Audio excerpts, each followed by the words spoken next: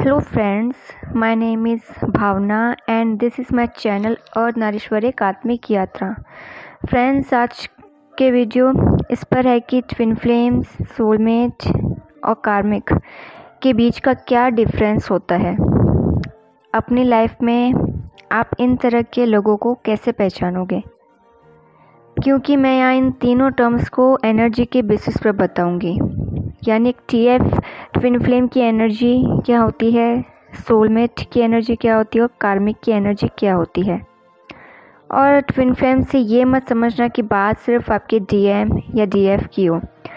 और ये वीडियो भी सिर्फ उनके लिए है जिनकी अवेकनिंग हाल ही में हुई है और वो जर्नी में नए हैं, क्योंकि जो स्टार्टिंग की स्टेज होती है ट्विन फ्लेम्स की वो चेजर्स की होती है, वो चेजिंग की एनर्जी में होता है। क्योंकि चेजर्स के लिए ये तीनों टर्म्स काफ़ी मायने रखती हैं, क्योंकि वो तब 3D कॉन्शियस में होते हैं।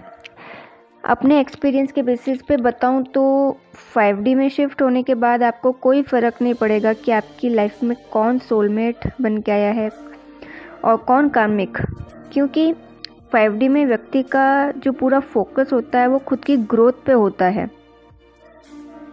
तो कौन लोग हैं आपकी लाइफ में जो ट्विन फ्लेम, सोलमेट या कार्मिक की एनर्जी में हैं। तो शुरू करते हैं पहले ट्विन फ्लेम से। अभी करंटली ट्विन फ्लेम्स का जो कंसेप्ट है, जिस तरीके से उसको बताया जा रहा है, वो यही है कि एक सोल होती है, वो स्प्लिट होके दो एनर्जीज में हो जाती है।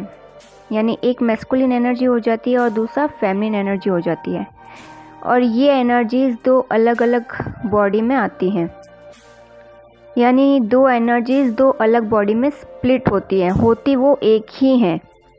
क्योंकि अभी TF ट्विन फ्लेम की एनर्जी को एक रोमांटिक इल्यूजन से जोड़ दिया गया है, पर ये पूरा सच नहीं है। हाँ, एक सोल होती है, वो दो अलग अलग बॉडीज़ में स्प्लिट होती है, पर TF की जो एनर्जी होती है वो रोमांटिक नहीं होती है। जो ट्विन फ्लेम्स की एनर्जी होती है उसका बहुत गहरा मतलब होता है, और जो TF एनर्जी का जो पर्पस होता है वो भी बहुत गहरा होता है, डीप होता है। ट्विन फ्लेम की एनर्जी हर एक व्यक्ति को कंप्लीट करती है जब वो बैलेंस्ड होता है। TF की एनर्जी में जो जीवात्मा होती है वो स्पिरिचुअली असेंडेड होती है। आप अपने आसपास देख लो, जो भी लोग आउटर वर्ल्ड में जो ग्राउंडेड हैं, एक्शन मोड पे हैं, समाज में जिन भी क्राइम्स या दूसरे तरीक़ों से वॉयलेंस, हिंसा को ख़त्म कर रहे हैं, अपराधों को या जितनी भी हिंसा फैली हुई है उसको ख़त्म कर रहे हैं, एक स्वस्थ समाज बना रहे हैं, लोगों की रूढ़िवादी मानसिकता को बदलने की कोशिश कर रहे हैं, लोगों को स्पिरिचुअली अवेयर कर रहे हैं, जागृत करने का काम कर रहे हैं।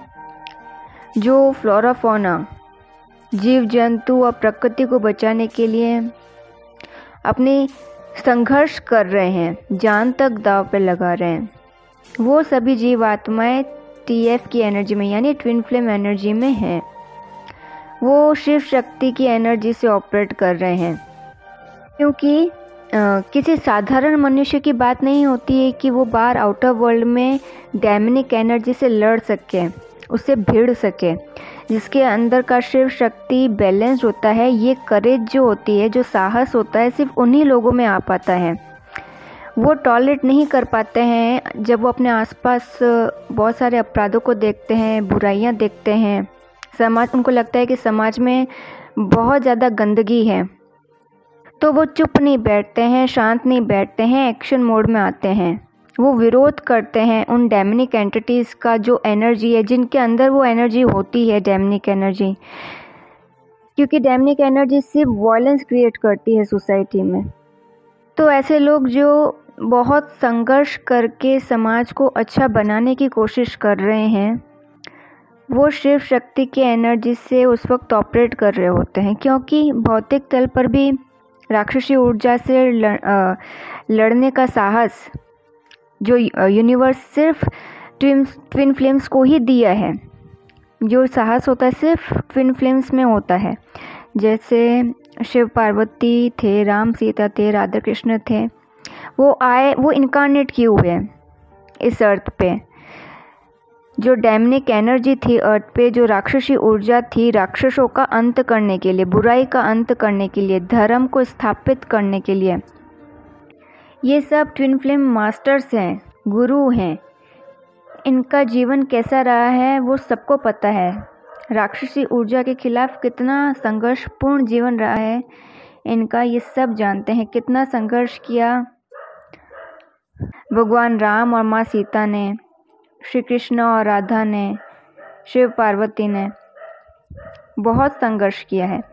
ट्विन फ्लेम कोई रोमांटिक जर्नी नहीं है फ्रेंड्स, कि डीएम से यूनाइट होना है, रीयूनाइट होना है, शादी करनी है और फिर एक दूसरे का हाथ थामे इधर उधर घूमना है। इसलिए ये जर्नी नहीं मिलती है ट्विन फ्लेम्स को। आपको मिशन वर्क से जुड़ना होता है, अर्थ को बचाना है, जैसे राम सीता ने, राधा कृष्ण ने किया था। ट्विन फ्लेम एनर्जी बिल्कुल ऑपोजिट होती है कार्मिक एनर्जी से। कार्मिक एनर्जी की टोटली ऑपोजिट होती है। ट्विन फ्लेम एनर्जी सोसाइटी और अर्थ को स्वस्थ बनाती है, बुराइयां ख़त्म करती है। जो डेविल एनर्जी होती है उसको पूरी तरीके से जड़ से, अर्थ से निकाल के बाहर फेंकती है, गंदगी साफ करती है जो जहाँ जहाँ भी समाज में होती है। जबकि कार्मिक एनर्जी जो होती है, कार्मिक एनर्जी का काम है अर्थ पे गंदगी फैलाना, बुराइयां फैलाना, अपराधों को फैलाना, हिंसा बढ़ाना, राक्षसी ऊर्जा को बढ़ावा देना।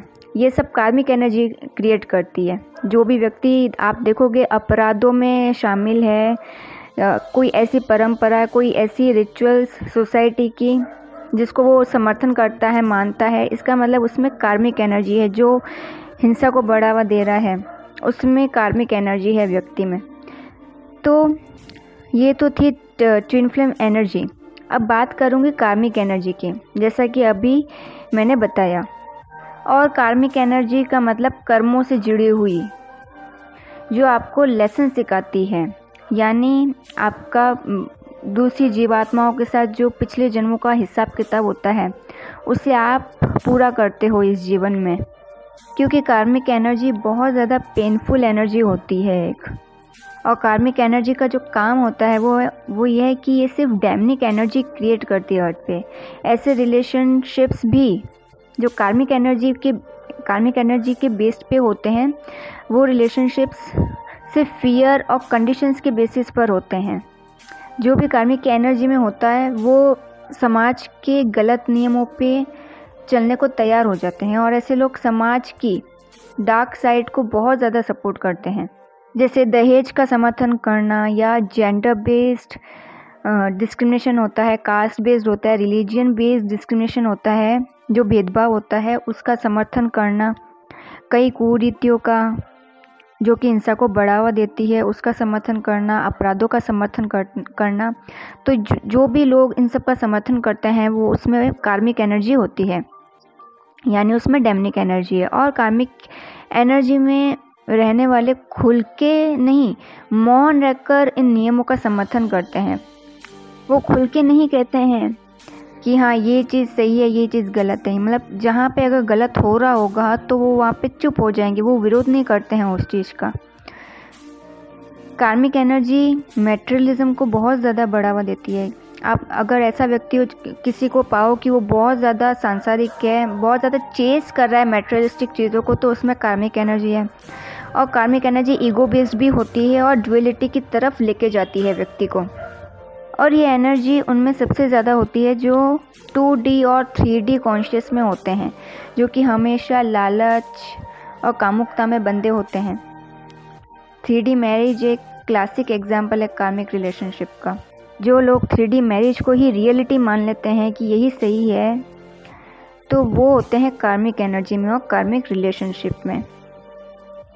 और अब बात करूँगी सोलमेट की एनर्जी। अभी अर्थ पे सोलमेट की एनर्जी कार्मिक एनर्जी से कम है। सोलमेट आपके अवेकनिंग को ट्रिगर तो नहीं करता है, पर वो तो सिर्फ आपका ट्विन फ्लेम ही करता है, जो आपका डिवाइन काउंटर पार्ट होता है, आपकी अदर हाफ सोल होती है। पर जो सोलमेट होते हैं वो आपकी स्पिरिचुअल जर्नी में रुकावट नहीं लाते हैं। अगर आप अपनी असेंशन की जर्नी में हो, स्पिरिचुअल प्रोग्रेस करते हो, अपनी स्पिरिचुअल प्रैक्टिसेस करते हो, तो वो बीच में बाधा नहीं बनते हैं, ऑब्स्टेकल्स क्रिएट नहीं करते हैं। आप इसका एग्जाम्पल है, आप रुक्मणी और श्री कृष्ण का उदाहरण ले लो। यहाँ पे रुक्मणी श्री कृष्ण की सोलमेट थी और जो राधा थी वो उनकी ट्विन फ्लेम थी, श्री कृष्ण की, उनकी डिवाइन काउंटर पार्ट थी, क्योंकि राधा कृष्ण भगवान विष्णु और लक्ष्मी का ही अवतार थे। पर रुक्मणी ने कभी उन दोनों के बीच में नहीं आई। जिस मिशन वर्क के लिए कृष्ण और राधा अवतरित हुए थे, उस मिशन वर्क को भी नहीं रोका। समाज के कल्याण के लिए दोनों इंकारनेट हुए थे, अवतरित हुए थे, तो उसके बीच में रुक्मणी नहीं आई उनको रोकने के लिए। तो उस मिशन वर्क को कभी नहीं रोका रुक्मणी ने, बल्कि सहयोग ही किया दोनों का। और सोलमेट्स किसी भी फॉर्म में आ सकते हैं, ऐसा कि फ्रेंड बन के भी आ सकते हैं, लाइफ पार्टनर भी बन के आते हैं, गुरु बन के भी आ सकते हैं, पेरेंट्स बन के भी आ सकते हैं, सिबलिंग्स बन के भी आ सकते हैं, किसी भी फॉर्म में आ जाते हैं। ऐसा नहीं कि सिर्फ अभी जैसे मैंने रुक्मणी और कृष्ण का यहाँ पे एग्जाम्पल रखा तो सिर्फ आपकी लाइफ में पार्टनर बन के ही आ सकते हैं, नहीं, वो आपको स्पिरिचुअली एडजस्ट करने ही आते हैं, तो किसी भी फॉर्म में आते हैं। और क्योंकि इस अर्थ पे हमारा हर जीव आत्मा के साथ एक फिक्स्ड टाइम पीरियड तक का ही सोल कॉन्ट्रैक्ट होता है। क्योंकि जब सोलमेट्स के साथ रिलेशन ख़त्म होता है वो इतना पेनफुल नहीं होता है जितना कार्मिक्स के साथ होता है, क्योंकि कार्मिक्स बहुत ज़्यादा लेसन देते हैं, पेन देते हैं। कार्मिक्स के साथ जो रिलेशन होता है वो बहुत टॉक्सिसिटी से भरा होता है, क्योंकि सोलमेट्स ग्रीड, लस्ट या सर्वाइवल के बेसिस पर रिलेशन नहीं बनाते जैसे कि कार्मिक्स बनाते हैं। उनमें बहुत ज़्यादा ग्रीड होती है, लस्ट होती है, उनमें स्वार्थ होता है। उनका जो कार्मिक्स जब रिलेशन में आते हैं तो उनमें बहुत ज़्यादा एक्सपेक्टेशंस होती हैं, बहुत ज़्यादा कंडीशंस होती हैं। बट सोलमेट्स के केस में ऐसा नहीं होता है। सोलमेट्स आपको हेल्प करते हैं इवॉल्व होने में, और 3D की जो डेंस एनर्जी है, जो हैवी एनर्जी है, उससे भी आपको बचाते हैं। सोलमेट्स ट्विन फ्लेम्स की लाइफ में आते ही उनको प्रिपेयर करने के लिए, ताकि वो अपने डिवाइन काउंटर पार्ट से यूनाइट हो सकें। सोलमेट्स आपको कभी भी नीचा नहीं दिखाते हैं जैसे कि कार्मिक्स दिखाते हैं। कार्मिक्स कभी भी अप्रिशिएट नहीं करेंगे आपको, कभी भी आपकी वैल्यू नहीं करेंगे, रेस्पेक्ट नहीं करते हैं। बट सोलमेट्स ऐसा नहीं करते हैं। सोलमेट्स आपसे कभी जेलस नहीं होते हैं जैसे कि कार्मिक्स होते हैं। तो दोस्तों, ये थी एक ट्विन फ्लेम, कार्मिक और सोलमेट की एनर्जी के बारे में। और ट्विन फ्लेम का मिशन वर्क क्या होता है उस पे जो वीडियो है फिर किसी दिन मैं लाऊंगी। और आज के इस वीडियो से आप जान सकते हैं कि जिन लोगों से आप जुड़े हैं वो लोग इन तीनों एनर्जी में से किस एनर्जी में हैं। तो वीडियो को लाइक कीजिए, शेयर कीजिए, कमेंट कीजिए और मुझे सपोर्ट करने के लिए चैनल को सब्सक्राइब ज़रूर कीजिए। Till then, good bye and God bless you.